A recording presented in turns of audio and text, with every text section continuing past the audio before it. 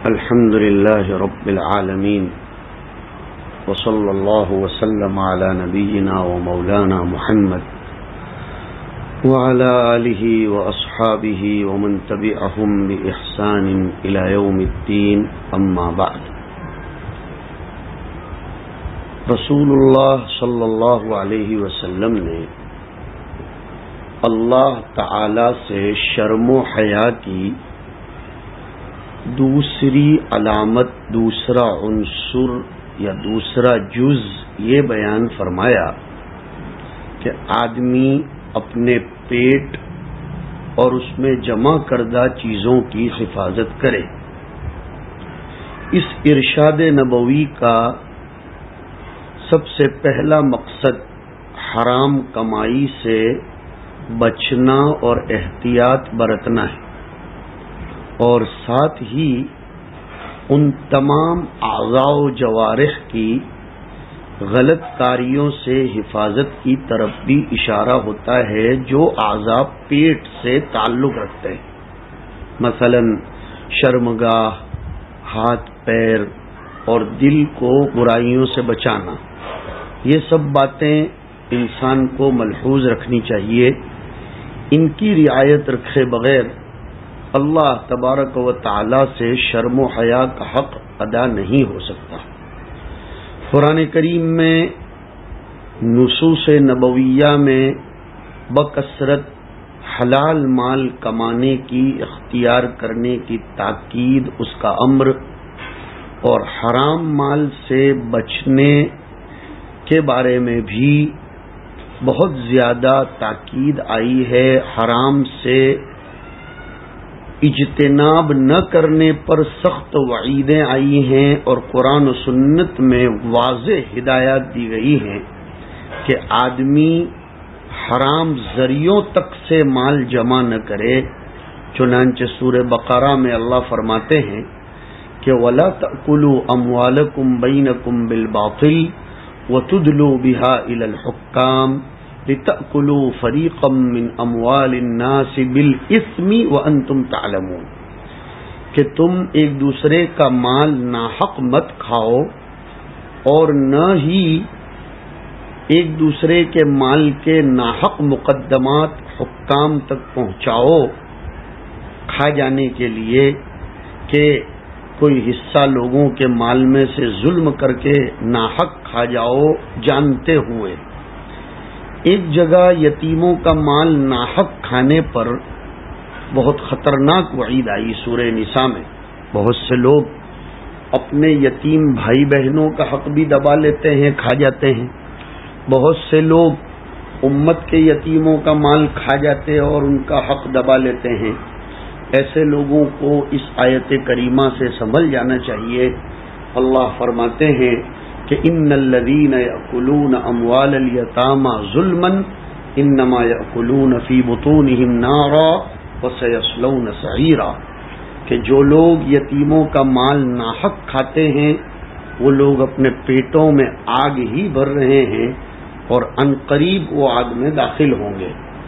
ایک آیت میں اللہ فرماتے ہیں سورہ نساء میں کہ یا ایھا الذین آمنوا لا تأکلوا اموالکم بینکم بالباطل الا ان تکون تجارتا عن تراض منکم. اس آیت نے معیار بتا دیا کہ اے ایمان والو، ایک دوسرے کا مال آپس میں ناحق مت کھاؤ مگر یہ کہ تجارت ہو آپس کی خوشی سے.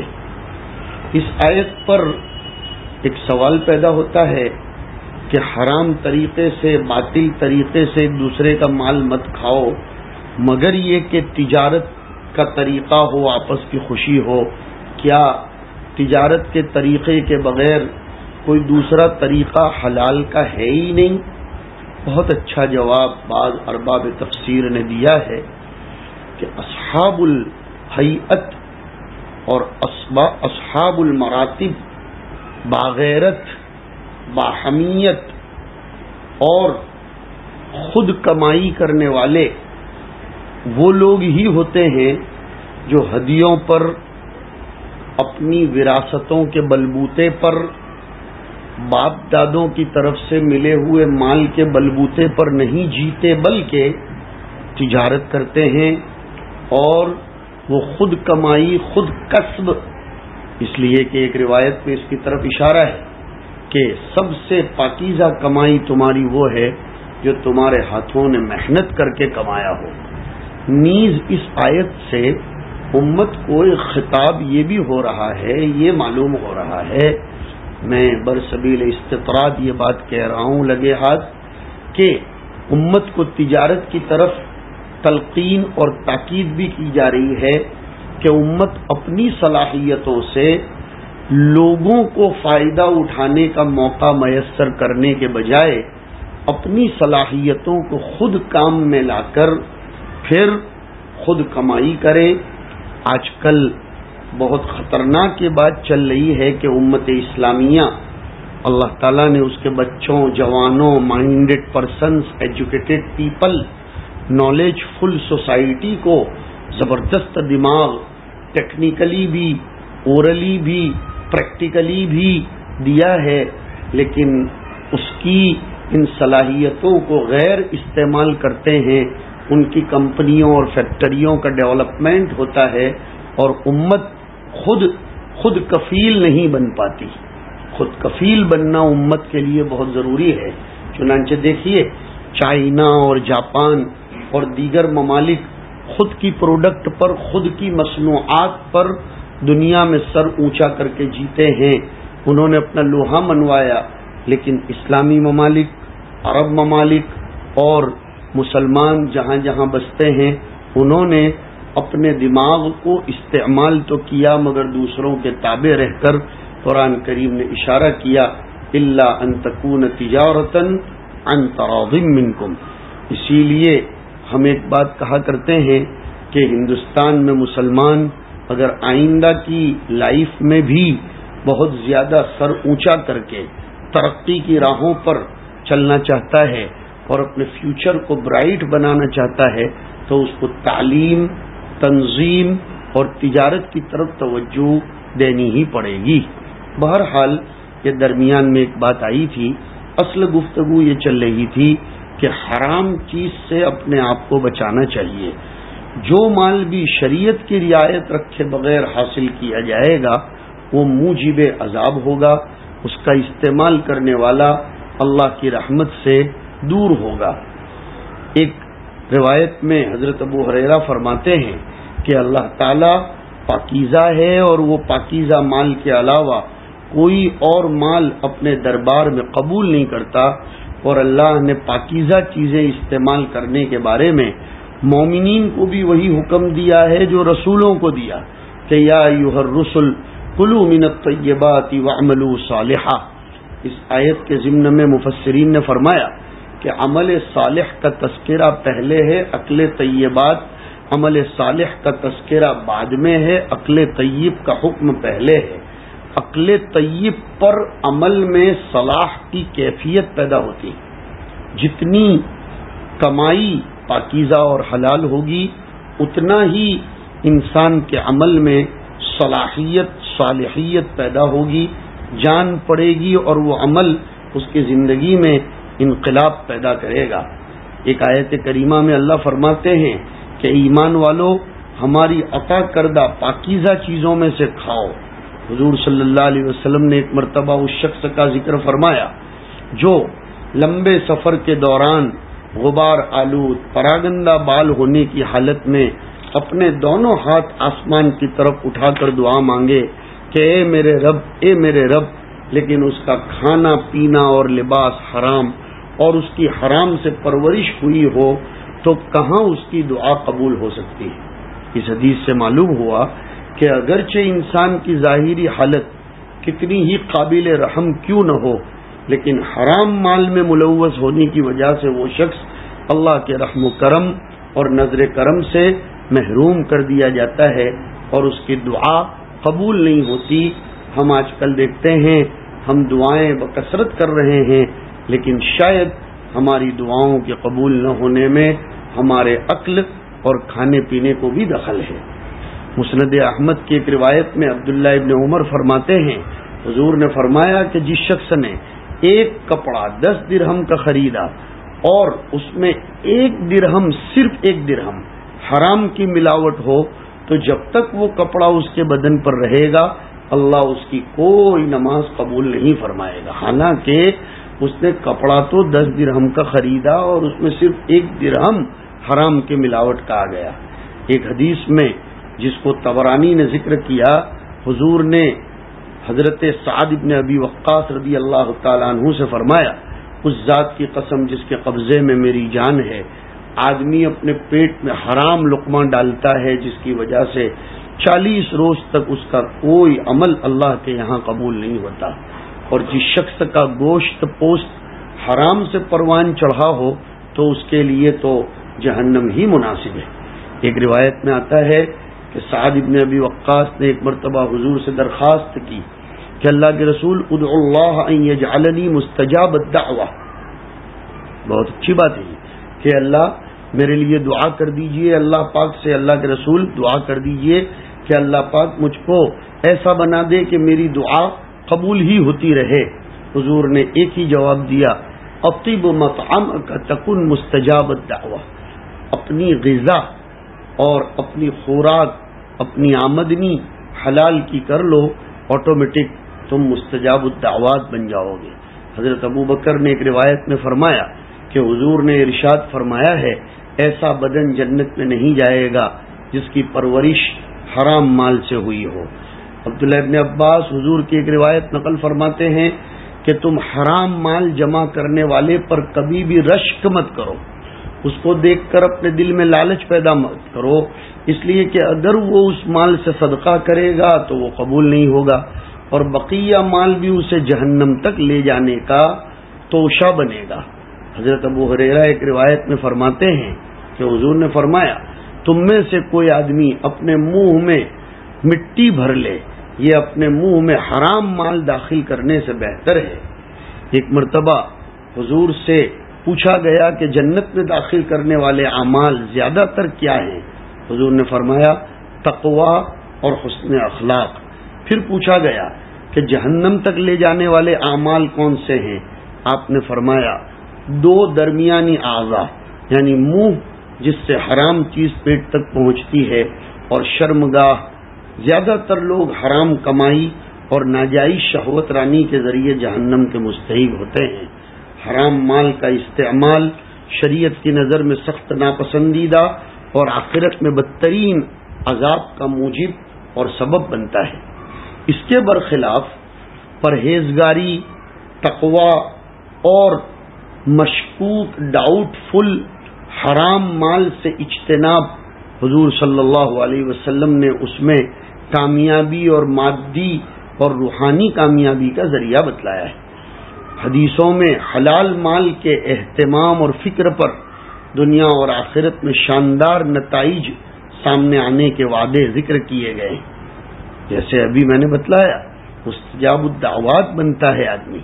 ایک حدیث میں حضور نے یہ خوشخبری سنائی کہ جو شخص حلال مال کھائے اور سنت پر عمل کرے اور لوگ اس کے شر سے محفوظ ہوں تو وہ جنت میں جائے گا. حضرت عبداللہ ابن عمرو ابن عاص فرماتے ہیں کہ حضور نے فرمایا، اگر تیرے اندر 4 باتیں موجود ہوں تو تجھے دنیا کے مال و دولت وغیرہ کے ہاتھ میں نہ ہونے کا کوئی افسوس نہ ہونا چاہیے. نمبر 1، اگر تو امانت کی حفاظت کرتا ہے. نمبر 2، سچائی کا التزام کرتا ہے. نمبر 3، تیرے اندر اخلاق حسنہ ہے.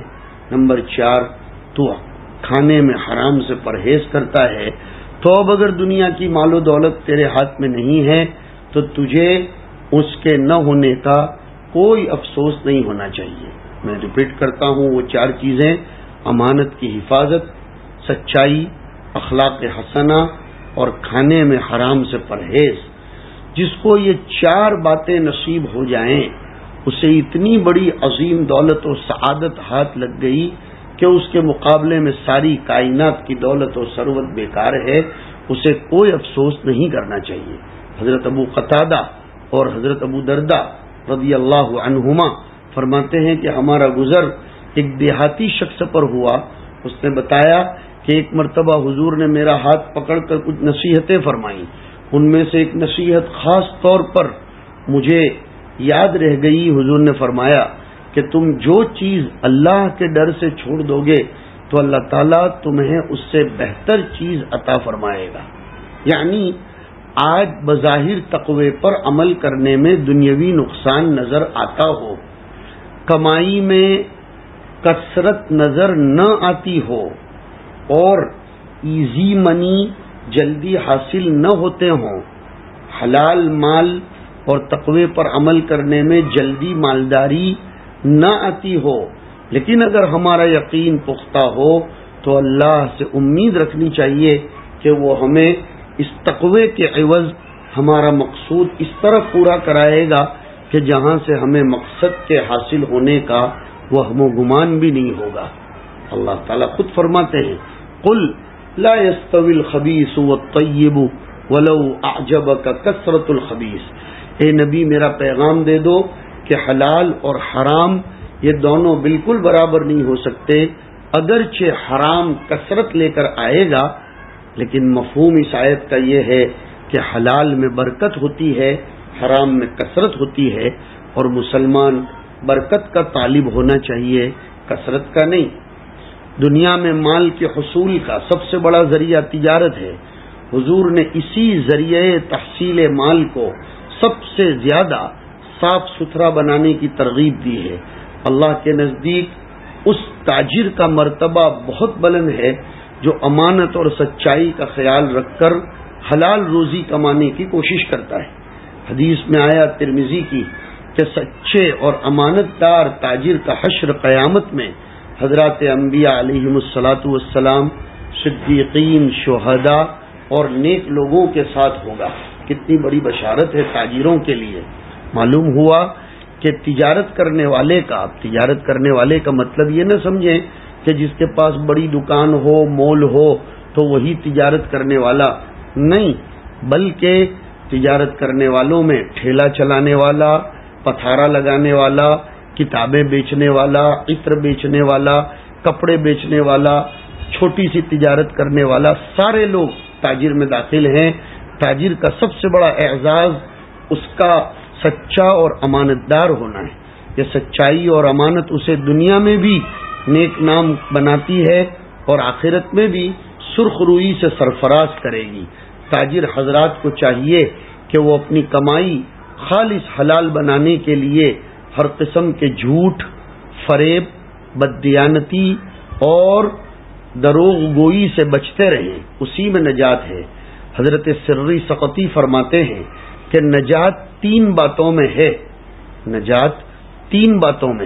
نمبر 1 حلال غذا، نمبر 2 تقوی اور پرہیزگاری، اور نمبر 3 سیدھا راستہ. حضرت جندب نے وصیت فرمائی تھی کہ قبر میں سب سے پہلے انسان کا پیٹ سڑے گا، اس لیے جو شخص بھی قدرت رکھے وہ سوائے پاکیزہ غذا کے اور کوئی چیز استعمال نہ کرے. حضرت سہل ابن عبداللہ تستری فرماتے ہیں کہ جو شخص اپنی روزی پر نظر رکھے، یعنی حرام سے دور رہے، تو بغیر کسی دعوے کے وہ زہد فی الدین کی صفت سے نوازا جاتا ہے. اس کو بہت بڑے صوفی ہونے کا لقب مل جاتا ہے.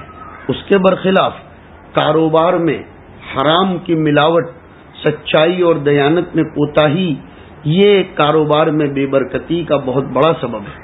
معاملات میں شرعی حدود کی رعایت نہ رکھنے کی وجہ سے بڑی بڑی عبادتوں کا ثواب برباد ہو جاتا ہے اور انسان کی ساری محنت رائے گاں چلی جاتی ہے. ایک بزرگ فرماتے ہیں کہ جب کوئی جوان عبادت میں مشغول ہو جاتا ہے تو شیطان اپنے چیلوں سے کہتا ہے کہ دیکھو اس جوان کی غذا کیا ہے. اگر اس کی غذا حرام ہوتی ہے تو وہ کہتا ہے بس اسے اپنے ہی حال پر چھوڑ دو، یہ محنت کرتا رہے گا اور تھکتا رہے گا، کوئی فائدہ حاصل نہ ہو سکے گا. اب سوال پیدا ہوتا ہے کہ حرام سے بچنے کا جذبہ کیسے پیدا ہو؟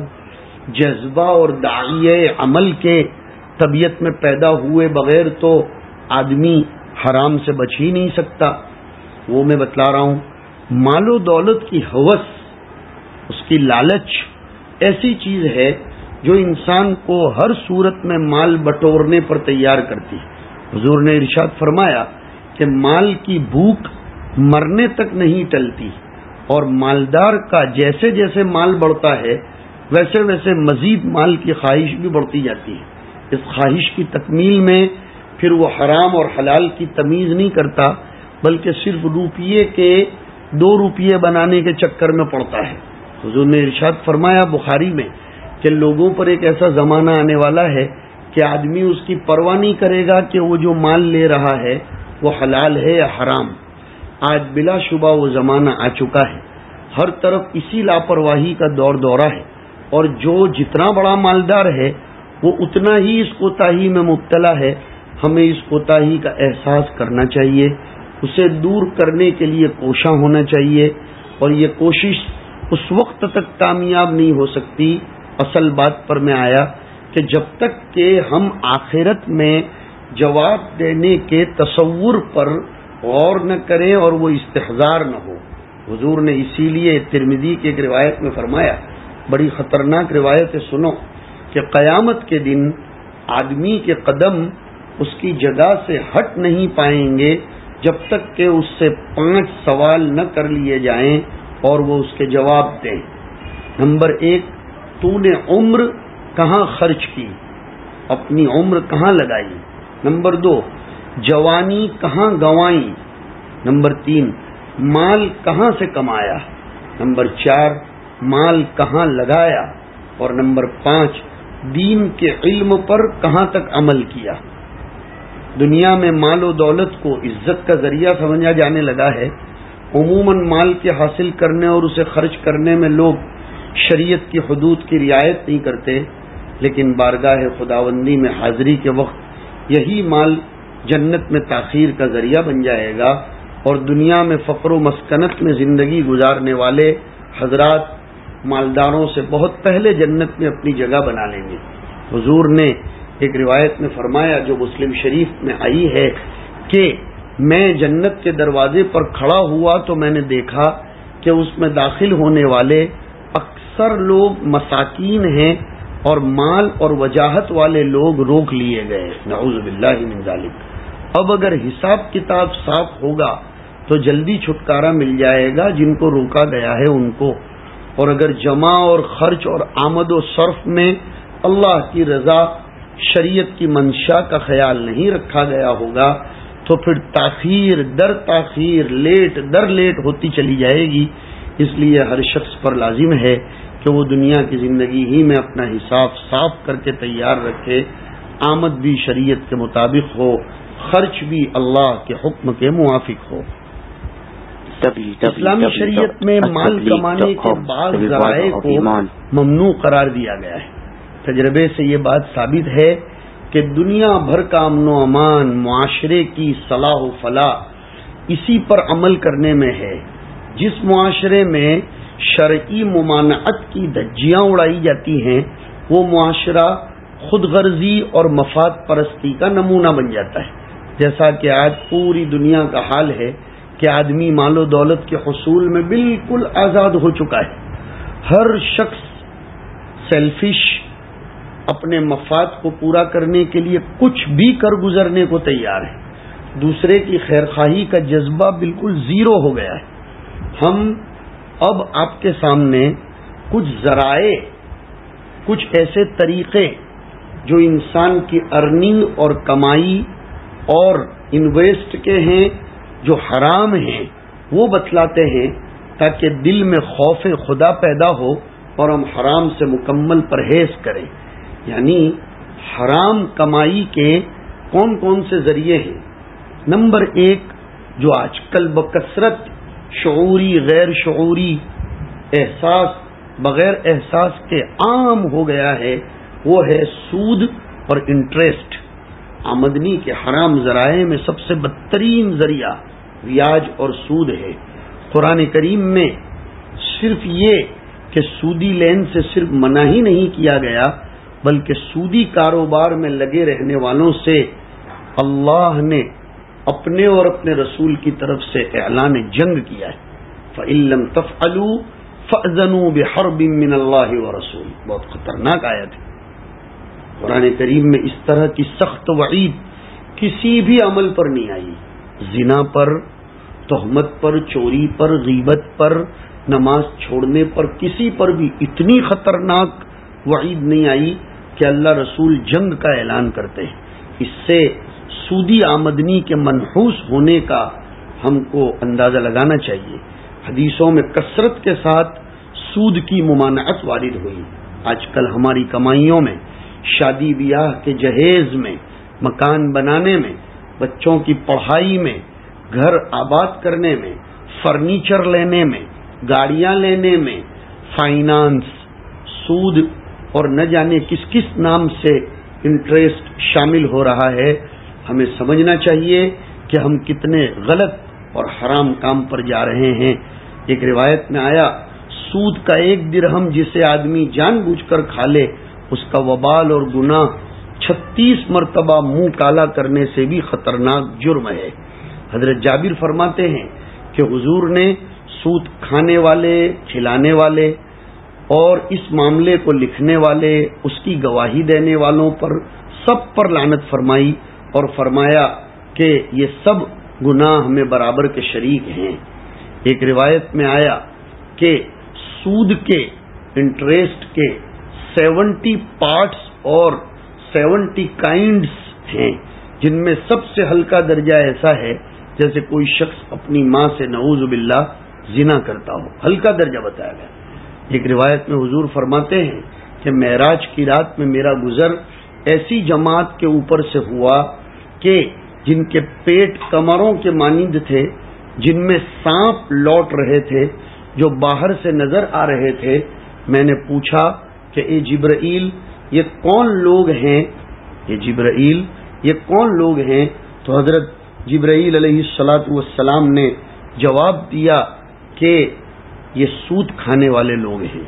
حضرت ابن عباس رضی اللہ تعالیٰ عنہ کی روایت ہے کہ حضور نے ارشاد فرمایا، جب کسی بستی میں بدکاری اور سود خواری عام ہو جائے تو وہاں کے باشندے اپنے کو اللہ کے عذاب کا مستحق بنا لیتے ہیں.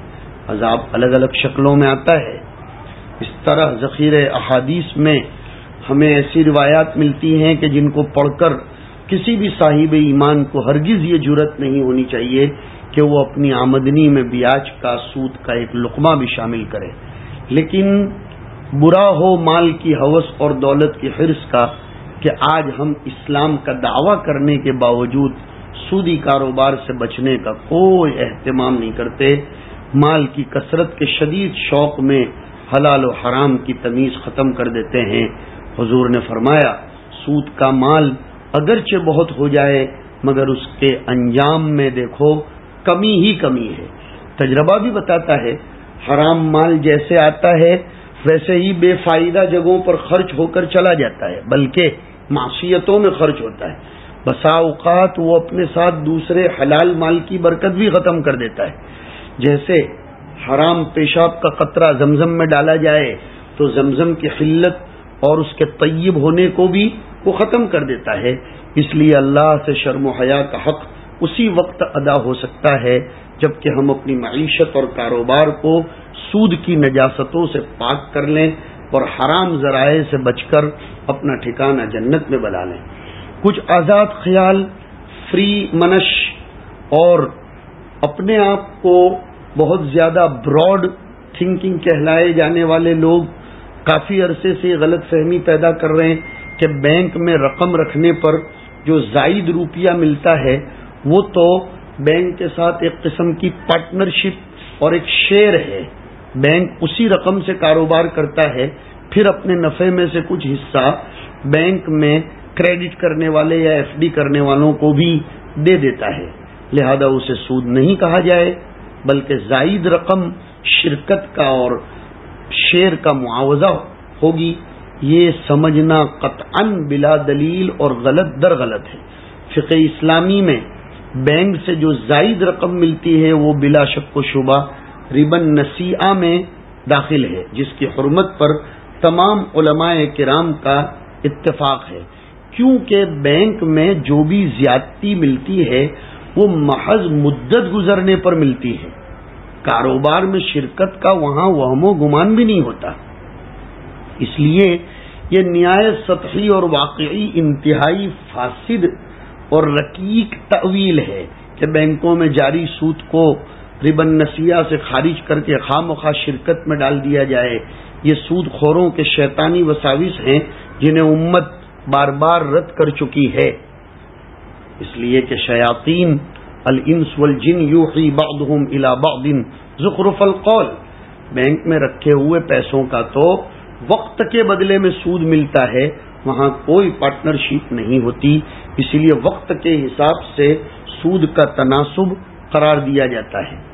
عام طور پر ہندوستان میں سودی کاروبار کرنے والے حضرات یہ کہتے ہیں کہ چونکہ ہندوستان دارالحرب ہے اس لیے یہاں ہر طرح کا سودی کاروبار جائز ہے، اس لیے اس معاملے کو اچھی طرح سمجھ لو۔ نمبر 1، سب سے پہلی بات تو یہ ہے کہ تمام علماء و فقہا کا اس پر اتفاق ہے کہ دارالحرب میں سودی قرض لینا جس میں غیر مسلم یا حربی کو سود دینا پڑتا ہو وہ بالکل حلال نہیں ہے، اختلاف صرف سود لینے میں ہے۔ علامہ شامی نے لکھا ہے کہ مشائخ نے درس میں یہ بات بتائی کہ دارالحرب میں سود اور جوئے کے جائز ہونے سے فقہا کا مقصود وہ شکل ہے کہ جب زیادتی مسلمان کو حاصل ہو، علت سے یہی پتہ چلتا ہے۔ یہ علامہ شامی فرماتے ہیں، اس سے معلوم ہوا کہ آج کل جو بڑے بڑے کاروبار کے لیے سرکاری بینکوں سے سودی قرض لیے جاتے ہیں اور اس کے لیے دارالحرب ہونے کا سہارا پکڑا جاتا ہے، یہ ناواقفیت شریعت کے باب میں غلط فہمی پر مبنی ہے۔ کسی بھی دارالحرب میں کسی مسلمان کے لیے سودی قرض لینا جائز نہیں ہے۔ نمبر 2، البتہ دارالحرب میں حربی سے سود لینے کے سلسلے میں فقہا کی 2 رائے ہیں۔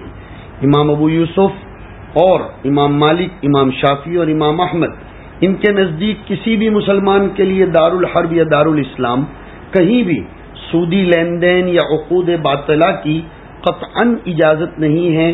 دلیل کی قوت کے اعتبار سے ان حضرات کا موقف انتہائی مضبوط معلوم ہوتا ہے، جیسے کہ صاحب بدائع الصنائع نے نقل کیا۔ اس کے برخلاف حضرت امام ابو حنیفہ اور امام محمد کے نزدیک دارالحرب میں اہل حرب کے اموال مسلمانوں کے لیے مطلق مباح ہونے کی بنا پر وہاں سود وغیرہ کا تحقق ہی نہیں ہوتا، بلکہ محض رضامندی مال کو لینے کے لیے کافی سمجھی جاتی ہے۔ مگر واضح رہے کہ ان حضرات کے نزدیک یہ اجازت تو مطلق نہیں ہے، بلکہ اس میں درجہ ذیل شرائط کا لحاظ ضروری ہے۔ ایک تو معاملہ حقیقی دارالحرب میں ہو، نمبر 2 معاملہ حربی سے ہو، نمبر 3 مسلم اصلی دارالحرب کے مسلمان شہری سے نہ ہو، نمبر 4 معاملہ کرنے والا باہر سے ویزا لے کر آنے والا مستأمن ہو، مسلم اصلی نہ ہو، جیسے کہ علامہ تھانوی نے امداد الفتاوی میں لکھا ہے۔ ان میں سے اگر ایک شرط بھی نہ ہو تو سود لینے کی اجازت نہ ہوگی۔ اب غور کیا جائے کہ ہندوستان میں یہ سب شرطیں پائی جا رہی ہیں نہیں۔ اولاً تو ہندوستان کے دارالحرب ہونے میں شدید اختلاف ہے، یہاں قانونی اعتبار سے مسلمانوں کو جمہوری حقوق دیے گئے ہیں۔ دوسرے یہ کہ تمام سرکاری بینک قانونی طور پر ملک کے ہر فرد کی ملکیت ہیں، جن میں ہندو مسلمان سبھی شامل ہیں۔